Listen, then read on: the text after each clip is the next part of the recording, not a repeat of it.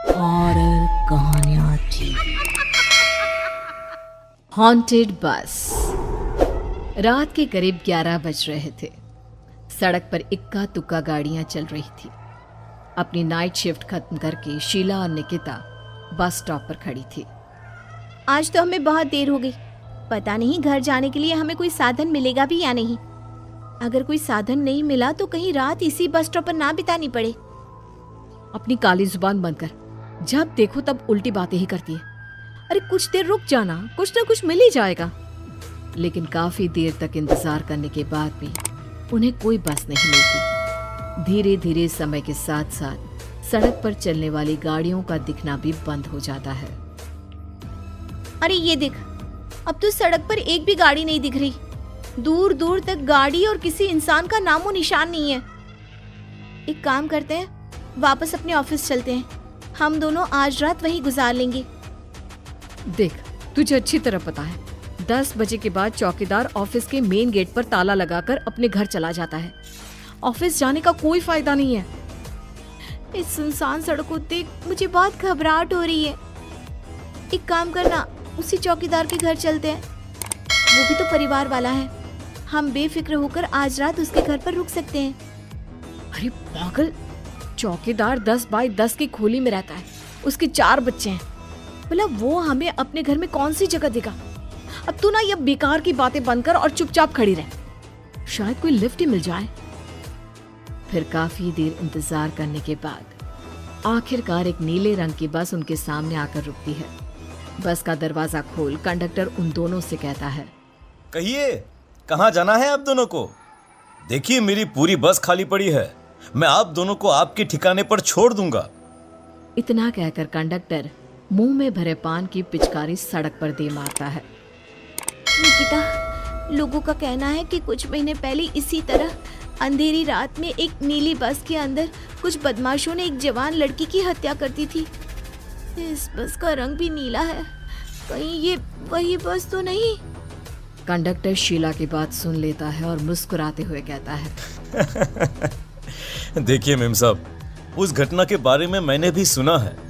माना कि उस बस का रंग और मेरी बस का रंग एक है, लेकिन दुनिया में नीले रंग की एक ही बस तो नहीं है ना। ये तो सिर्फ एक इत्तेफाक है। देखिए हमारी बस में एक मेम साहब पहले से ही बैठी हैं, चाहे तो आप देख लीजिए। निकिता गर्दन उठाकर देखती है तो बस के पीछे वाले हिस्से में एक लड़की कंबल ओढ़े बैठी हुई थी। सही तो बोल रहे हैं भैया, बस में पहले से एक लड़की बैठी है। चल अब हम भी बैठ जाते हैं, वैसे भी बहुत देर हो गई है। अरे ठहर जाना निकिता, मुझे डर लग रहा है। अरे तुझे इतना ही डर लग रहा है तो तू यहीं खड़ी रहे, मैं तो चली। अरे तुम मुझे छोड़कर कहाँ जा रही है? मैं भी चलती हूँ। दोनों बस में जाकर बैठ जाती हैं। देखते ही देखते ड्राइवर बस को तेज रफ्तार में चलाना शुरू कर देता है। तभी शीला की नजर पीछे वाली सीट पर अकेली बैठी लड़की पर पड़ती है। उस लड़की की लाल आंखें और उसका आधा जला हुआ चेहरा देखकर शीला घबरा जाती है। सुन निकिता, हमारे पीछे जो लड़की बैठी है ना, उसकी आंखें एकदम खून की तरह लाल और चेहरा किसी चुड़ैल की तरह डरावना दिख रहा है। अरे छोड़ ना, कौन कैसा दिखता है, मुझे इन सब बातों में कोई दिलचस्पी नहीं है। मैं थोड़ी देर झपकी लेना चाहती हूँ, इसलिए अब तू अपनी बड़बड़ बंद कर प्लीज। बेफिक्र निकिता अपनी आंखें बंद करके बैठ जाती है। दूसरी ओर बस जंगल के रास्ते में पहुंची है। चारों तरफ घना अंधेरा और साथ ही जंगल में मौजूद जंगली जानवरों की डरावनी आवाजें शीला को और भी ज्यादा डराए जा रही थी। थोड़ी ही देर में बस एक बरगद के पेड़ के पास से गुजरती है। तभी अचानक बरगद की डाल पर बैठी एक बिल्ली कूदकर खिड़की के रास्ते शीला की गोद में आ गिरती है। मर गई रे, बचाओ मुझे, कोई बचाओ। शीला के चिल्लाने की वजह से निकिता की आंख खुल जाती है और वो भी घबराकर इधर उधर देखने लगती है। तभी पीछे वाली सीट पर बैठी लड़की उठकर शीला के पास आती है और बिना कुछ कहे उस बिल्ली को शीला की गोद से उठा उसे सहलाते हुए अपनी गोद में लेकर वापस अपनी सीट पर जाकर बैठ जाती है। अरे शीला, तू तो बहुत ही डरपोक है। जरा जरा सी बात पर उछल पड़ती है। मैं कल से अकेले ही सफर करूंगी। अरे मैं क्या करूं? वो बिल्ली अचानक मेरी गोद में आ गिरी। अपनी बकवास बंद कर और मुझे चैन से सोने दे। इस तरह शीला को डांटकर निकिता फिर सो जाती है, पर तभी अचानक एक झटके से ब्रेक लगाकर ड्राइवर बस को रोकता है। शीला खिड़की से बाहर झांक कर देखती है तो उसे सड़क के किनारे एक काला आदमी खड़ा दिखाई देता है। उसकी बड़ी बड़ी दाढ़ी और अजीब से कपड़े देखकर शीला को घबराहट होने लगी। क्या हुआ ड्राइवर भैया? आपने बस क्यों रोक दी? अरे वो देखो, वहाँ वो सड़क के किनारे एक आदमी खड़ा है, उसी के लिए मैंने बस रुकवाई है। शीला निकिता को धक्का देकर नींद से जगाती है। अरे अब क्या हुआ? वो देख, सड़क किनारे कितना डरावना आदमी है। उसका अजीबोगरीब हुलिया देखकर लगता है जैसे कोई शैतान खड़ा हो। अब शीला की तरह निकिता भी उस आदमी को देखकर थोड़ा डरने लगती है। कंडक्टर, क्या तुम उस आदमी को बस में चढ़ाने वाले हो? उसे देखकर हमें डर लग रहा है, उसे बस में मत चढ़ाओ। अरे डरने की कोई बात नहीं है मेम साहब, ये आदमी जंगल के पीछे वाले गांव में रहता है।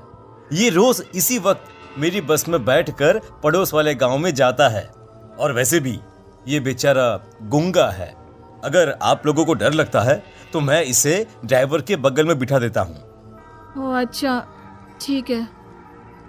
फिर कंडक्टर का इशारा पाते ही वो आदमी बस में सवार हो जाता है। ड्राइवर दोबारा एक्सीलेटर पर जोर देकर बस को आगे बढ़ाता है। थोड़ी ही देर में बस एक घाटी पर चढ़ती है।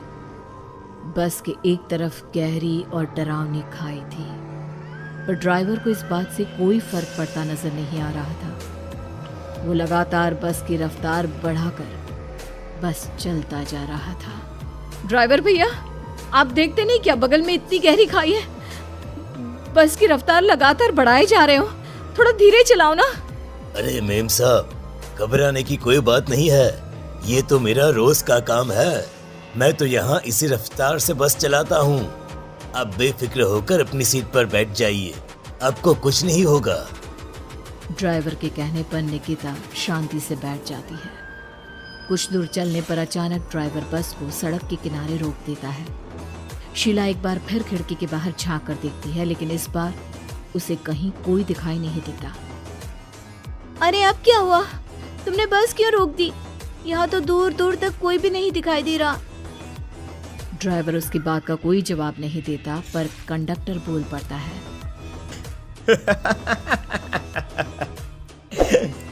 ये हमारी फेवरेट जगह है, हम अपने सारे अच्छे काम यहीं पर करते हैं। अब हमारा प्रोग्राम खत्म होने के बाद ही बस यहाँ से आगे बढ़ेगी। इतना कहते ही कंडक्टर सीट के नीचे रखी एक शराब की बोतल निकालता है। अरे ये सब क्या है? तुम्हारे बस में सवारी बैठी है, उन्हें घर पहुंचाने की जगह तुम यहाँ सड़क के बीच में बस रोककर शराब पियोगे? बस में लड़कियों के बैठे हुए भी तुम्हें ये सब करते हुए शर्म नहीं आती? कंडक्टर कोई जवाब नहीं देता और मुस्कुराते हुए शराब पीने लगता है। तभी ड्राइवर और दूसरा आदमी भी कंडक्टर के साथ मिलकर शराब पीने लगते हैं। निकिता, मुझे इन तीनों के इरादे कुछ ठीक नहीं लगते। हमने इस बस में बैठकर बहुत बड़ी भूल कर दी। तू घबरा मत, मैं हमेशा अपने पर्स में छोटा सा चाकू रखती हूँ। उसके रहते ये तीनों हमारा कुछ नहीं बिगाड़ पाएंगे। देखो गज्जू भैया, हमारी बस में इस समय 3 जवान लड़कियां बैठी हैं। कहो सबसे पहले किसका शिकार किया जाए? मैं तो कहता हूँ कि सबसे पहले वो जो पीछे अकेले जो बैठी है ना, उसे पकड़ कर लाओ। उसके बाद इन दोनों का प्रोग्राम फिट करेंगे। ठीक है, जैसी तुम्हारी मर्जी। अब वो आदमी पीछे वाली सीट पर बैठी लड़की के पास पहुंचकर उसका हाथ पकड़ लेता है, लेकिन तभी अचानक उस लड़की की आंखें जरूरत से ज्यादा बड़ी और लाल होने लगती हैं। उसका चेहरा गुस्से से लाल और उसके मुंह से नुकीले दांत दिखने लगते हैं। अरे ये क्या? ये लड़की अचानक इतनी खतरनाक कैसे बन रही है? इतने में वो लड़की उस आदमी को उठाकर वहीं सीट पर पटक देती है। मुझे हाथ लगाएगा, तेरी इतनी हिम्मत! जोर से चीखते हुए वो लड़की उस आदमी पर हमला कर देती है और पल भर में ही उस आदमी का काम तमाम हो जाता है। ये देख ड्राइवर और कंडक्टर के होश उड़ जाते हैं।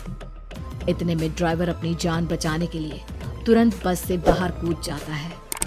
पर तभी बस के पीछे की तरफ से तेजी से आ रहा एक ट्रक उसे कुचल कर चला जाता है। एक ही पल में अपने दोनों साथियों की मौत देख अब कंडक्टर के हाथ पैर कांपने लगते हैं। ये सब देख निकिता और शीला के भी होश उड़ जाते हैं। वो चुपचाप अपनी सीट पर ही छुप कर बैठी रहती हैं। अरे अरे अरे कौन हो तुम और तुम इतनी भयानक कैसे बन गई? अब वो लड़की गुस्से में गुर्राते हुए कंडक्टर का गला पकड़ लेती है। इतनी जल्दी मुझे भूल गए? कुछ महीनों पहले तुम तीनों ने बड़ी बेरहमी से मेरी हत्या की थी और फिर शहर छोड़कर भाग गए। कई दिनों से मैं तुम तीनों के इंतजार में भटक रही थी। आज जाकर मेरा बदला पूरा होगा। अब तू भी अपने साथियों की तरह जहन्नम पहुंच जाएगा। अब वो लड़की कंडक्टर को उठाकर बस के पास मौजूद खाई में फेंक देती है। कंडक्टर एक बड़े पत्थर से जा टकराता है और उसकी भी मृत्यु हो जाती है। दूसरी तरफ ये सारा नजारा देख शीला और निकिता बेहोश हो जाती है। अगली सुबह जब उन दोनों को होश आता है तो वो अपने आप को एक सरकारी अस्पताल में पाती है।